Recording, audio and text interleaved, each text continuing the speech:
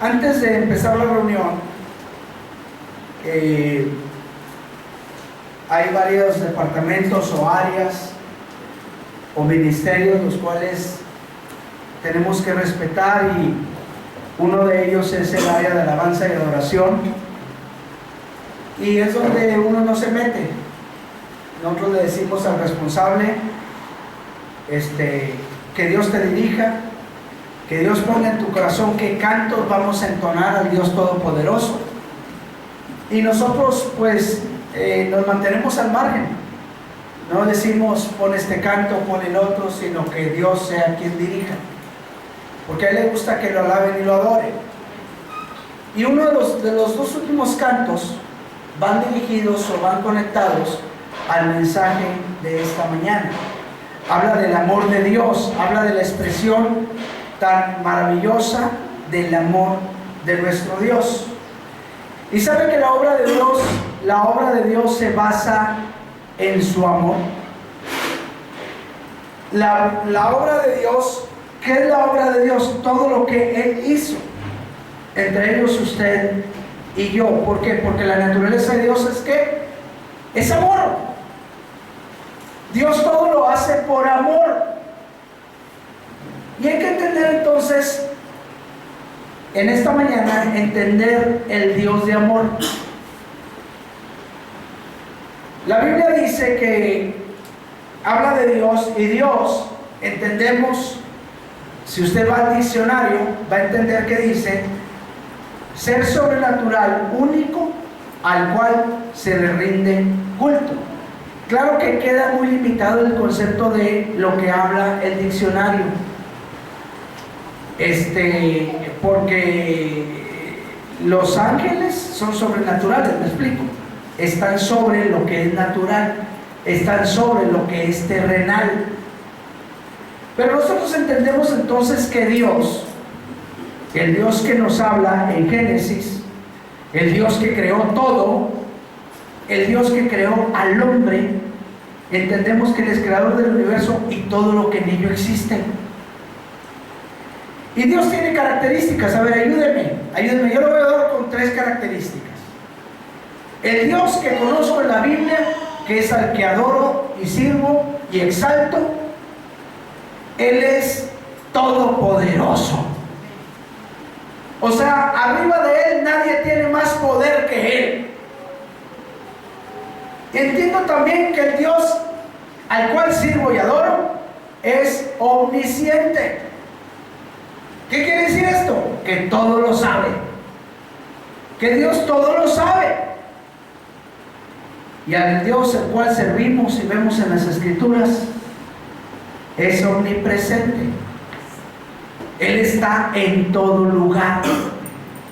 Cosa que los ángeles y los ángeles caídos, entre ellos incluido Satanás, no es ni omnipotente, no es ni omnipresente y no es omnisciente. Entonces yo entiendo que al Dios al cual sirvo, al cual viene y me habla aquí la Escritura e inspiró esta palabra, tiene al menos estas 3 características. ¿Qué más es Dios? ¿Cómo lo ha visto usted en las Escrituras? A ver, ayúdenme. Misericordioso. Misericordioso. A ver, explícanos por qué misericordioso. Como usted lo decía, Él lo único que quiere es dar amor, recibir amor. Así es. Así pueda pasar la prueba más difícil, Él siempre va a estar contigo, si no lo dejas.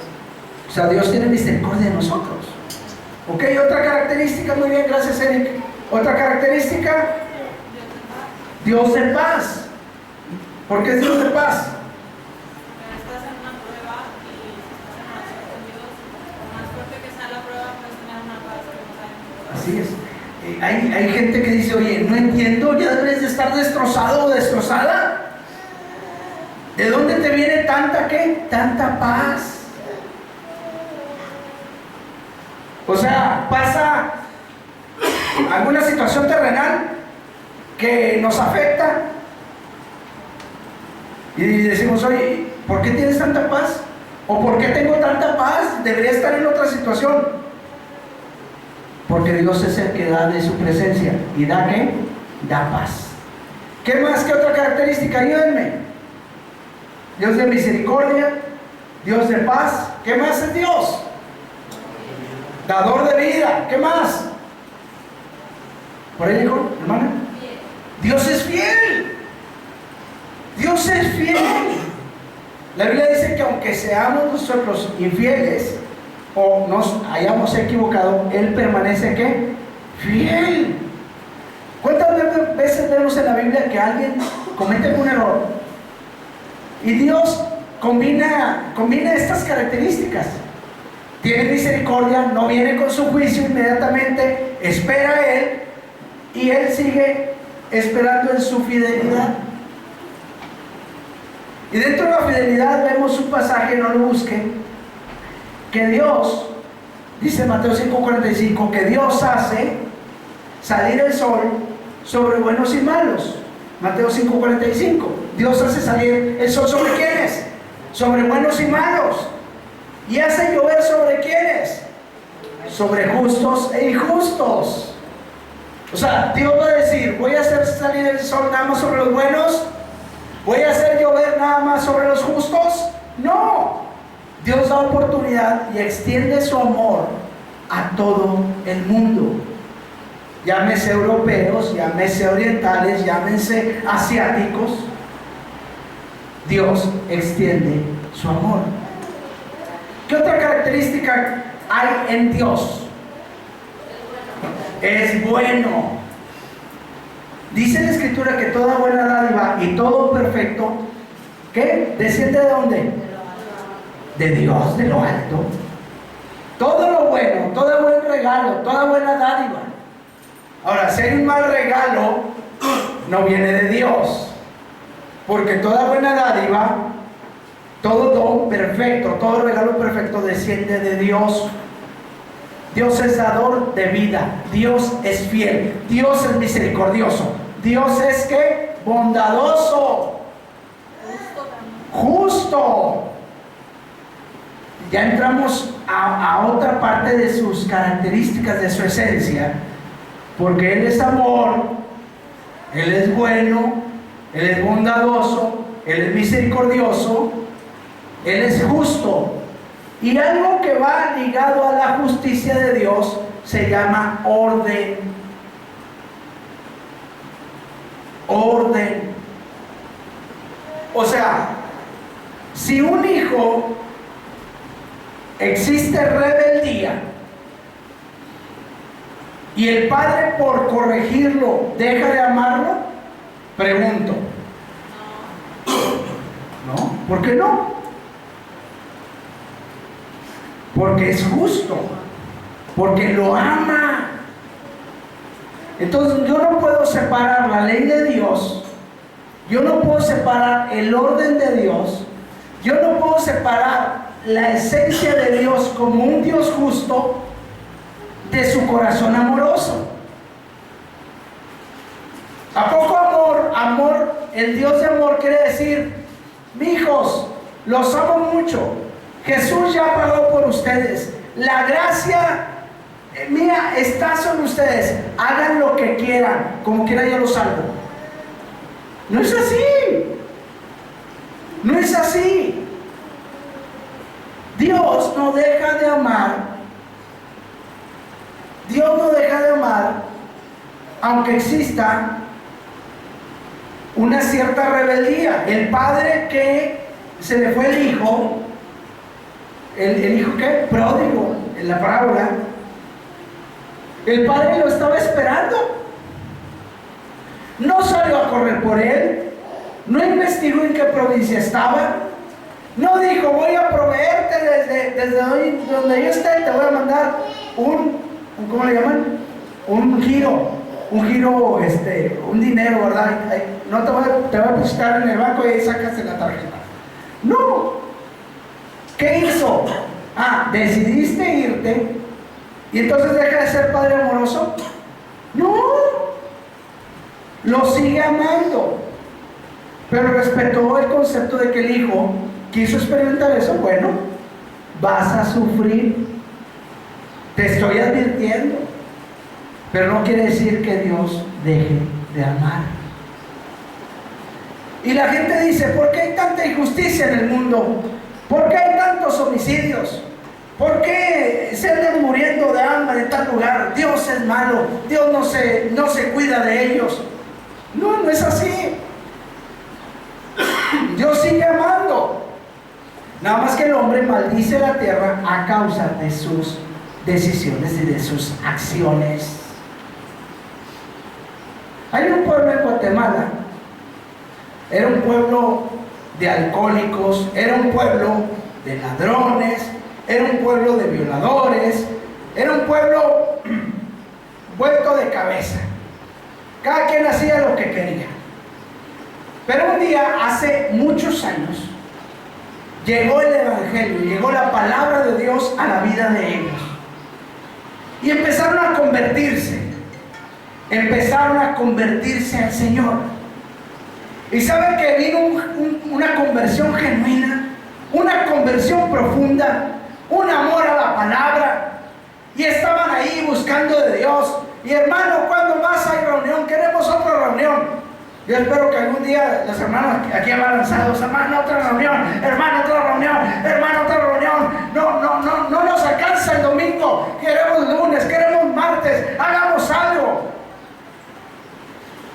Y llegó algo a esa ciudad que fue la palabra de Dios. Y ellos adoptaron y agarraron la palabra y dijeron, la abrazo, la sigo. Y seré un delincuente, seré un ladrón, seré un alcohólico, seré un violador, seré esto y lo otro. Pero yo me arrepiento de cómo he vivido.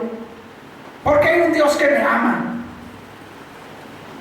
Y el Dios que me ama no quiere que yo vaya al infierno. El Dios que me ama no quiere que yo sufra eternamente. Entonces el Dios que me ama puso una ley. Y el Dios que me ama puso reglas. Y el Dios que me ama puso principios. Y entonces empezaron a volverse a Dios. Se empezaron a convertir de sus malos caminos. Y entonces Jehová los oyó. Y la tierra donde no se producía, donde no producía trigo, arroz, frijol, el pueblo se empezó a convertir a Jesús. Y empezó a caminar con Él. Y empezó a orar. Y empezó a pedir perdón a la gente que estaba a su alrededor. Y empezaron a ponerse a cuentas. Y empezaron a vivir el verdadero evangelio de Jesús. Y la bendición de Dios empezó a llegar. Y ahí en Guatemala, en este pueblo, donde había miseria, donde había pobreza, donde había enfermedad, donde había celos y contiendas, iras y homicidios y demás, el panorama cambió drásticamente porque el Espíritu Santo entró a esa ciudad. La palabra de Dios fue exhibida y hombres y mujeres valientes decidieron y dijeron, aunque esta ciudad se vea tan perdida, nosotros vamos a compartirles a Jesucristo. Y ese lugar, hermanos y hermanas, ese lugar empezó a florecer.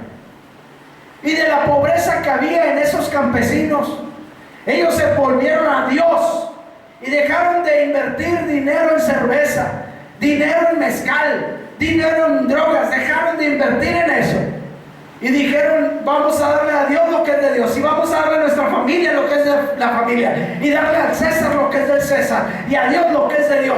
Y empezaron a trabajar. ¿Y sabe qué pasó? La tierra empezó a ser prosperada.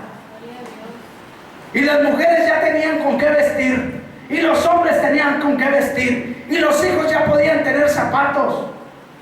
Tanto llegó el amor de ellos, porque ellos habían aceptado el amor de Dios a sus vidas, que cambiaron su manera de vivir.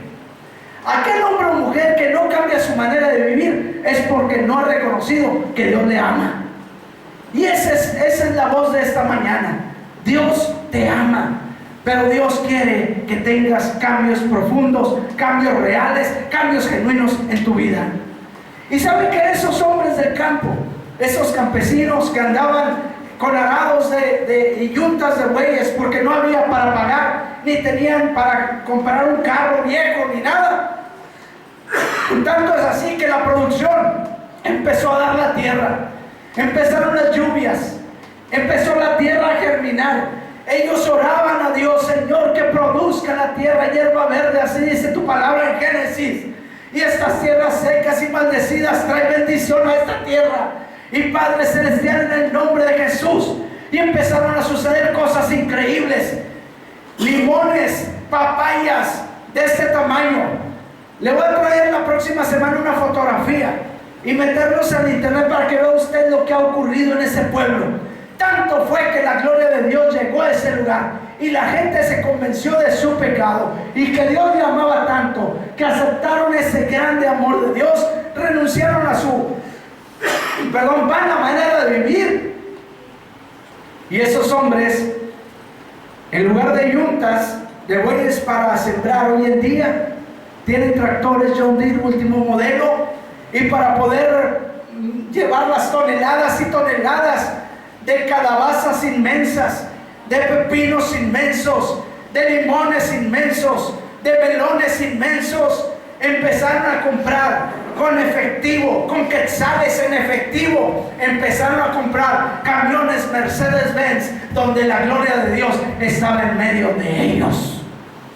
¿Todo por qué? Porque aceptaron el amor de Dios y se convirtieron de sus malos caminos. No hablo de un asunto de la falsa doctrina de la prosperidad, porque esa doctrina dice: no tienes, estás en pecado, Dios no te ama. Pero yo conozco gente rica que es pobre y gente pobre que es demasiado rica en el Señor y no les falta nada. A lo que me refiero es que cuando tú y yo nos volvemos a Dios, las cosas empiezan a cambiar en nuestro entorno. Pero si nos quedamos cruzados de brazos sin aceptar el grande amor de Dios y nuestro compromiso como hombres, porque Dios respeta las decisiones nuestras. El que quiere venir a adorarle, va a venir a adorarle. El que no quiera venir a adorarle, no va a venir a adorarle. El que quiere irse a un día de campo en lugar de venir a buscar de la gloria de Dios, se va a un día de campo. Y aún así Dios, en su grande amor, ¿qué? Nos recibe. Pero ¿sabe qué? El tiempo sigue corriendo. Tic-tac, tic-tac, tic-tac. Y Dios ha determinado que ha establecido un juicio. No, qué malo. No, Dios es bueno, Dios es un Dios de amor. Nada más que Dios está dando ¿qué? Tiempo para que nos volvamos a Él de todo corazón. Yo al menos anoté 17 características, entre las cuales ustedes ya mencionaron algunas. Es omnipresente, omnisciente, omnipotente, Dios de misericordia, Dios de amor, Dios bueno, Dios proveedor. ¿Será lo mismo proveedor a sustentador? Creo que no. Una cosa es que Dios te esté proveyendo y otra cosa es que Dios te supla o Dios te sostenga. Por ejemplo, Dios te sustenta a través de la vida, pero Dios te provee a través de un vestido. ¿Ok? Dios sustenta, por ejemplo, lo que comemos a través de ¿qué? De que Dios sustenta y hace levantar ¿qué? Plantas, fruto, semillas. Y Dios da a través de eso el sustento. Y a través del sustento, cuando tú lo adquieres y cuando tú lo comes, Dios está sustentando ¿qué? Tu vida. Dios no provee de vida, Dios sustenta tu vida. Dios te provee lo que tienes a tu alrededor. Como la semana pasada nuestro hermano Sergio González hablaba, que de Dios es todo y que nosotros somos ¿qué? Administradores, mayordomos fieles. Dios es dadivoso. ¿Cuántos hemos experimentado eso? Hay cosas que no hemos merecido, Sin embargo, Dios, ¿qué? Te las ha dado para probarte, para ver qué tan buen mayordomo eres. Dios es ¿qué? Dios es paz, por ahí dijeron. Pero también Dios es que dentro de su justicia, porque Él es justo, Dios es celoso. No con el celo del mundo. El celo del mundo es destructivo. El celo del mundo contiene a una amiga o a una comadre muy incómoda, llamada envidia. El celo del mundo va acompañado con esa comadre llamada envidia. Entonces, cuando alguien tiene celo en el mundo, en la carne, es porque tiene envidia. La raíz se llama envidia. Ahora, Dios es celoso. Pero Dios es celoso ¿de qué? De su pueblo. Cuando el pueblo de Israel adoró afuera en el desierto, formó ¿qué? ¿Un qué? Becerro ¿de qué? De oro. La provisión del oro ¿de quién vino? De Dios. ¿A través de quién? ¿Quién le dio el oro a Israel si era esclavo? Edgar. Sí, los egipcios. Tú siempre eres muy participativo, ¿verdad? Estás muy calladito. Ellos eran esclavos. Ellos no tenían nada. Pero Dios les proveyó. ¿De qué? De oro, de plata, de piedras preciosas. ¿Quién se las dio? Egipto. Y eso que tenían, que debería ser para la gloria de Dios, terminó siendo un becerro de oro. Y entonces Dios dice: ya me cambiaste, adulteraste espiritualmente, te hiciste otros dioses. Por ser celoso, Dios deja de ser amoroso. Es parte de su naturaleza. El celo de Dios no es destructivo, porque en medio del celo de Él se atraviesa algo de su naturaleza que se llama misericordia. Y Él se detiene para no traer un juicio. Y vaya si va a venir juicio contra México, porque México está cambiando la ley de Dios. México está cambiando los principios de la palabra. La Biblia dice algo y el hombre dice: no, yo voy a cambiar y voy a hacerlo ahora. Constitución, dentro de la constitución legal, algo que aunque a Dios le ofenda, para nosotros nos conviene. Pero no tardará el juicio de Dios.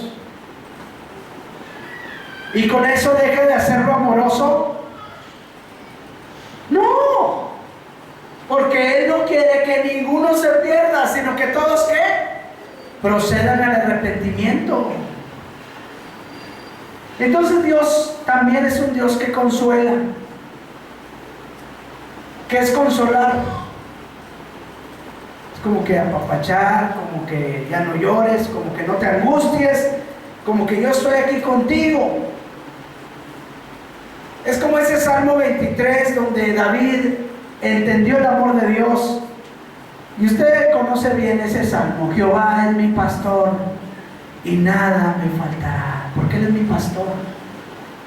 Él tuvo una relación con Dios cercana. Él aceptó su amor.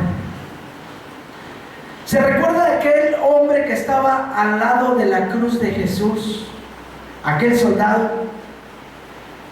Y entonces dice la Biblia que después de haber muerto Jesús, ¿qué ocurrió en ese día? Tembló la tierra, se abrieron la tierra, hubo un terremoto. ¿Qué más hubo, hermanos? Oscuridad. Se levantaron los muertos, hubo resurrección. Y este hombre, seguramente cuando hubo el terremoto todos salieron corriendo. pero la gente no entiende hasta que venga algo más fuerte. Y este hombre termina diciendo: verdaderamente era el Hijo de Dios, era el Cristo, era el Hijo de Dios.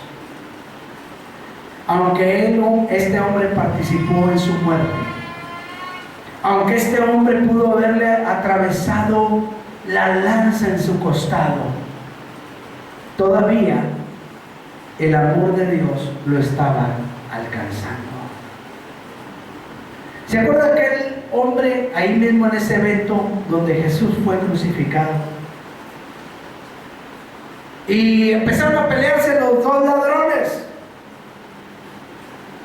Y uno dice: hey, si eres Jesús, haz que nos bajemos de aquí todos y nos vayamos, ¿verdad? Y el otro dice: hey, ¿qué no ves que Él es un justo? Y que nosotros sí merecemos estar aquí. Señor, acuérdate de mí. ¿Qué? Cuando vengas en tu reino. Acuérdate, lo reconoce como Señor. Y le dice: ciertamente estarás conmigo en el paraíso. Cuando dice estarás hoy, no quiere decir que iba a estar luego, porque todavía Jesús tenía que bajar, descender, vencer a la muerte y resucitar con poder.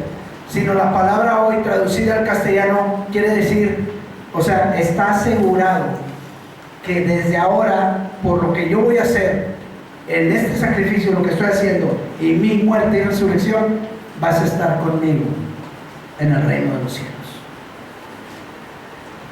Dios es orden, Dios es santo, Dios es perdonador y Dios es fiel. Primera de Juan capítulo 4 verso 8. Usted conoce bien este pasaje. Y está muy hermoso este pasaje, porque habla que el que no ama pues no ha conocido a Dios. La iglesia de Jesús tiene que amar. La iglesia de Jesús tiene que amar. La iglesia de Jesús, cuando no ama, es que entonces esa persona que no ama es porque no ha conocido a Dios. Esa persona, cuando se tiene envidias o tiene celos o tiene ira o sigue maldiciendo o sigue en sus posiciones o sigue haciendo lo incorrecto, entonces no ama. No ama porque no conoce a Dios. Si conociera el amor de Dios, amaría. Si conociera el amor de Dios, tendría misericordia. Si conociera el amor de Dios, enderezaría su vida. ¿Por qué? Porque Dios es ¿qué? Amor. La naturaleza de Dios es ¿qué? Amor. Y el verso 9 dice: en esto se mostró el amor de Dios para ¿quiénes? Para todos nosotros, para ti y para mí. En que Dios, o sea, Él, el Dios de amor, envió a su Hijo unigénito. ¿A dónde lo envió? Al mundo. ¿Para qué? Para que podamos vivir por Jesús. En la muerte y resurrección de Jesús es la expresión de Dios en su amor tan grande para la vida del hombre. Para Dios hubiera sido muy sencillo decir: estos andan en sus delitos, andan en sus pecados, quieren vivir así. Bueno, órale, que esperen el juicio, porque al final de cuentas yo soy el Señor, yo soy Dios y yo voy a traer toda obra a juicio. Pero no, Dios se extendió con su amor, enviando a su Hijo Jesús. Por eso dice el verso 10: en esto consiste el amor de Dios. En esto consiste. ¿En qué consiste? No en que nosotros hayamos amado a Dios. No es que yo vengo porque yo amé primero a Dios y no, fue al revés. Es porque Dios te amó primero a ti, sino que Él nos amó a nosotros. O sea, no es que yo soy el muy bueno y no soy yo el muy, ¿cómo les diré? Que Dios le hace falta ayuda y yo voy a estar todos los domingos ahí, Señor. No, es al revés. Cuando yo entiendo que el amor de Dios me ha alcanzado, me envuelve, lo que yo digo es: gracias, Dios, yo vengo a ofrecerte adoración y alabanza. Y cuando uno está gozoso y uno está feliz, y en el mundo hacíamos muchas cosas, y en el mundo nos divertíamos y le dábamos placer a nuestra carne, y en la iglesia no puede ser que estemos como paralizados. Cuando un pueblo está gozoso, cuando un pueblo está alegre, cuando un pueblo está agradecido, cuando un pueblo está feliz, aunque yo cante: no hay Dios tan grande como tú, no lo hay, no lo hay, y empiezo a danzar y empiezo a brincar delante de su presencia, porque yo soy un hombre libre y soy feliz. Y en el mundo me ponía nada más una melodía y empezaba yo así como que yo tengo 2 pies izquierdos, ok, como dicen, 2 pies derechos, no sé cómo, o sea, nunca fui muy bueno para esas cosas. Pero lo poco que sé, yo puedo brincar, yo puedo danzar, yo puedo alabar a mi Dios, porque yo estoy agradecido. No tiene nada de malo que usted dance para Dios. Al contrario, el cristiano no tiene que ser apagado, no tiene que ser con rostro fruncido, no tiene que ser así como que, no, el cristiano debe de manifestar amor, gozo, paz, paciencia, benignidad, bondad, fe, mansedumbre, templanza, galatas. El gozo, el cristiano tiene que mostrar el gozo. Si no, entonces no ha conocido el amor de Dios. Y sigue diciendo el verso 10: no es que nosotros hayamos amado a Dios, sino que Él nos amó a nosotros. ¿Y de qué manera lo expresó? Enviando a su Hijo en propiciación, o sea, en expiación, o sea, para que fuera ofrecido como sacrificio por nuestros pecados. O sea, el amor de Dios se mostró aún en la cruz del Calvario. Vamos a Romanos capítulo 3. Y Romanos 3, capítulo 3, en el verso 9. Romanos capítulo 3, verso 9. Pablo da una explicación increíble en Romanos. Y en el verso 9, Romanos 3 dice: ¿qué pues? ¿Somos nosotros mejores que ellos? ¿Somos mejores? En ninguna manera, no somos mejores que nadie. Pues ya hemos acusado a judíos y a gentiles. ¿A quién iba esta carta? ¿A quién iba dirigida? ¿A quiénes, hermanos? ¿A los romanos? ¿Los romanos eran judíos? No. ¿Los romanos eran griegos? No. Los romanos eran romanos. Y los romanos, Pablo le dice: ¿qué pues? ¿Somos nosotros mejores que ellos? ¿Somos mejores que los griegos? ¿Somos mejores que los judíos? En ninguna manera. Pues ya hemos acusado tanto al uno como al otro, diciendo que todos están bajo pecado. Y claro, como está escrito, dice Pablo, no hay justo ni aún uno. Esa es la realidad. No hay quien entienda, no hay quien busque a Dios. Todos se desviaron. ¿Qué quiere decir todos se desviaron en otras versiones? Todos se apartaron, todos se descarriaron, se hicieron inútiles. ¿Qué quiere decir se hicieron inútiles? Se corrompieron. Algo que se corrompe es algo que ya no funciona, es algo que ya no sirve, es algo que ya no funciona de acuerdo a lo que fue fabricado, o hecho, o creado. Y el hombre, a causa del pecado, vino a una corrupción. Se corrompió el hombre. A unas se hicieron inútiles, o sea, se corrompieron. No hay quien haga lo bueno. No hay ni siquiera uno.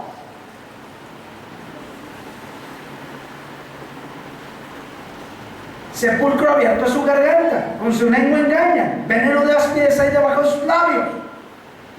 Su boca está llena de maldición y de amargura. Sus pies se apresuran para derramar sangre, o sea, sus pies son veloces, buscan a ver de qué manera derraman sangre. Quebranto y desventura hay en sus caminos, o sea, en sus caminos hay ruina y hay miseria. Y no conocieron camino de paz. ¿Por qué? Porque no conocieron a Dios. Cuando tú conoces a Dios, amas a Dios, recibes el amor de Dios, caminas en su amor y obedeces las escrituras a la fuerza, no, lo obedeces por amor. Cuando tú obedeces las reglas a fuerzas, no va a funcionar. Cuando el hijo entiende su función, el padre entiende su función, la mamá entiende su función. Y la pregunta es para las mamás aquí en este lugar. ¿Alguna vez se han cansado de darle de comer a sus hijos? No. Hay padres que se desgastan en el trabajo y a poco les duele el que se haya comprado con ese esfuerzo de trabajo la comida para sus hijos. No. Pero los hijos tienen que devolver con amor. La autoridad no se impone, la autoridad se reconoce. Cuando nuestras hermanas engendraron y dieron a luz, los procesos de gestación fueron complicados y sufrieron. Y el momento del parto fue muy doloroso. Pero cuando ya tienen al hijo en sus manos, ¿qué dicen? No, hombre, todo lo que haya pasado no me va a afectar, porque ahora tengo ¿a qué? A mi hijo. Y ese es el amor de Dios. O sea, Dios le da la oportunidad a todo el hombre que se arrepienta, pero no que se arrepienta a fuerza, sino que lo haga por gratitud y por amor. Y Dios puso el sustituto perfecto de un cordero sin mancha y sin contaminación, pero en Dios siendo hombre, a Jesucristo. Y entonces sigue diciendo Romanos, verso 17, y no conocieron camino de paz. Verso 18, no hay temor de Dios delante de sus ojos. Verso 19, pero sabemos que todo lo que la ley dice, lo dice a los hombres que están bajo la ley, para que toda boca se cierre y todo el mundo quede bajo el juicio de Dios. Ya que por las obras de la ley ningún ser humano será justificado delante de él, porque por medio de la ley es el conocimiento de ¿qué? Del pecado. Si no hubiese ley, no conociéramos qué es pecado. Si la Biblia no dijera no tomarás el nombre de Dios en vano, entonces no consideraríamos que tomar el nombre de Dios en vano es pecado. Pero como la ley dice no tendrás dioses ajenos delante de ti también. Entonces, si yo tengo dioses ajenos delante de Dios, entonces yo no lo amo y quebranto la ley. Y cuando yo quebranto la ley es que no amo a Dios, o no recibo su amor, o no vivo en su amor. Quiero terminar con este pasaje de Romanos 5. Algunos versos nada más, versículo 8. Y sabe que el grande amor de Dios que está contenido en él, en ocasiones Dios tiene que corregir. Y hoy, para ninguno de nosotros, la corrección es causa de gozo. ¿O acaso decíamos, bravo, que venga el cinto, que venga el cinto? Que venga la chancla voladora. De esas de plástico de pata de gallo, ¿verdad? Así, ¡paz! Parecía un boomerang, ¿verdad? Los lanzaban y rebotaban y caían otra vez en la mano de mamá. Y a poco decíamos, bravo, otra. Y ven para acá. Algún día te vas a cansar. Te voy a cansar. Y llegaba ese día.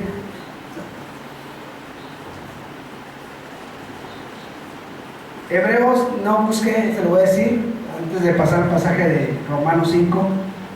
Dios al que ama, corrige. Dios al que ama, corrige. O sea, lo disciplina. Y azota, ay, qué fuerte está esta palabra. Y azota a todo al que acepta como su hijo. ¿Cuántos en esta mañana dicen, Señor, acéptame como tu hijo? ¿Nadie? Amén. Pero escuchamos este pasaje y decimos, no. Yo nunca he escuchado a alguien que diga, a ver, ¿quieren recibir al Señor Jesús como el Señor de su vida? ¿Lo reconocen? Mire, hay una promesa bien padre para usted. Hay una promesa buenísima. Está en la Biblia, de veras, no me cree. Vaya a Hebreos y le empiezas a llevar a Hebreos y le dices, oye, ¿quieres aceptar el amor de Dios? Sí, acepto el amor de Dios. Que venga el amor de Dios a mi vida. Pues ¿sabes qué? Dios al que ama, ¿qué? Corrige. Si Dios no nos amara, no nos corrigiera. Es que el hermano Job y la hermana Vianey son bien duros. No, hombre, parece que traen la ley en la mano. Pues es lo que la Biblia dice del pastor, que trae ¿qué? La vara y el cayado.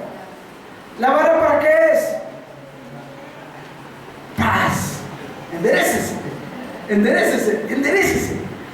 ¿Y el cayado para qué es? Exacto, hermanita. ¿Para qué? Para jalonearnos del cuello, ¿verdad? Véngase para acá, ya está se anda perdiendo por allá y ¡pum! El cayado traía un circulito al final, una circunferencia en media luna, y jalabas a la oveja. No alcanzaba el pastor a agarrarle las patitas o donde estuviera enredada la oveja, y usaban el cayado para jalar.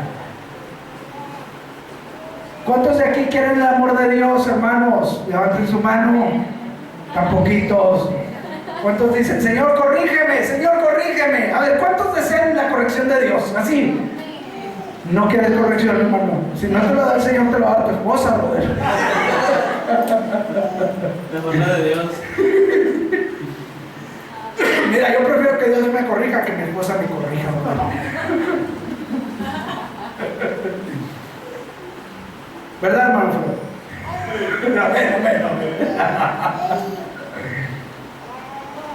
Miren, es que el amor de Dios corrige. No veamos la Biblia como que hay juicio, ley, el garrotazo de Dios sobre mi vida. No, la corrección de Dios viene con amor. Mojadito, ¿va? ¿Para qué? ¿Alguna vez no le enseñaron a usted un cinto que lo mojaban así en agua y lo doblaban así, medio lo doblaban y hacían ¡pa! ¡pa! Hacían que las dos lo doblaban el cinto? ¿Te acuerdas, Edgar? ¡Pa! ¡pa! De repente andamos así medio desviados y se escucha un ¡pa! ¡pa! Entonces es cuando... Sí, Señor, aquí estoy, Señor, aquí estoy, Señor.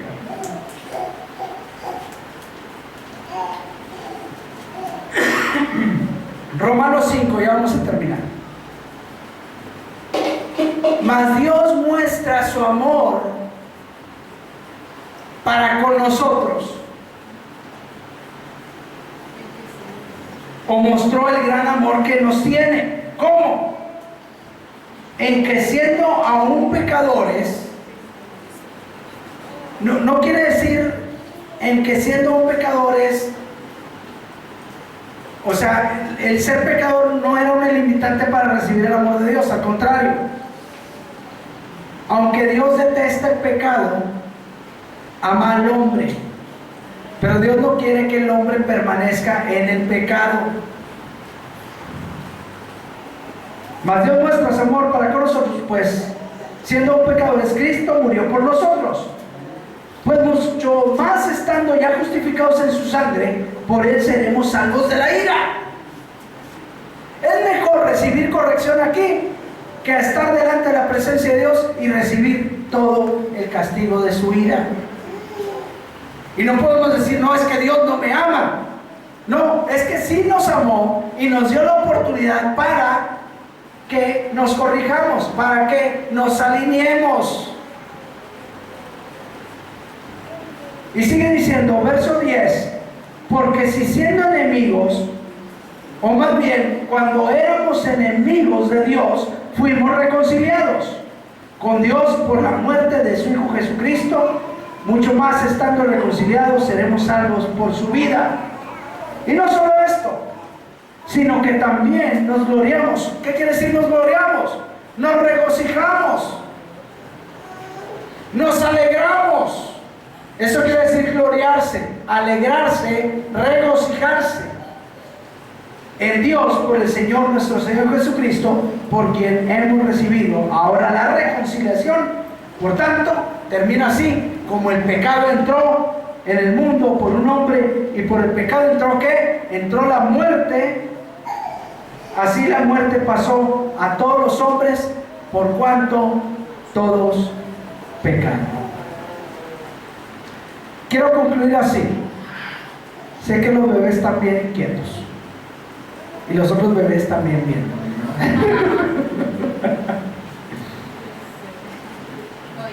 Quiero concluir así. El amor de Dios está a la puerta. Pero lo primero que uno tiene que hacer es aceptar su condición. Aceptando el amor, yo acepto compromisos. ¿A poco el que se casa, y claro, se debe casar por amor? Nada más, bueno, me casé por amor, ¿y de qué vas a vivir? ¿De amor? ¿De qué van a vivir? Si miren, para criar a estos niños, ¿cuánto gastan? ¿Cuánto comen? A un mes ya no les va a quedar la ropa. Es que amo mucho a mi hijo, sí, pero vístelo, ¿verdad? Es que amo mucho a mi esposa, sí, pues susténtalo. Es que amo mucho a mi esposo, sí, pues apóyalo. Es que amo mucho... ¿Qué? Es que amo mucho, pues sí, hay compromisos. En el amor se adquieren compromisos. Cuando hay amor se adquieren compromisos. Por ahí tuve en custodia por unas 2 o 3 semanas un acta de matrimonio de mis hermanos recién casados. Ya no se acordaban dónde se había quedado. Yo les dije, no se preocupen, aquí está, hermanos. Aún si se hubiera perdido esa acta, se hubiera podido sacar otra acta. Se solicita una copia. Pero el amor no nada más se firma, el amor se vive, y el amor paga un precio. Y Dios pagó un precio. Dios pagó un precio muy alto, porque te ama a ti y a mí. ¿A quién dio? A Jesús, a su Hijo. ¿Cuánto más ustedes y yo por ese amor? No nada más firmamos a través del bautismo en agua, yo hago un compromiso delante de Dios, sino empiezo a vivir y a hacer correcciones y a estar abierto a ser corregido por Dios, para que mi vida venga a tener, y no haya obstáculos, del amor de Él hacia mi vida y de mi amor hacia Él. ¿Ok? Padre, te damos las gracias. Te queremos bendecir. Te queremos adorar.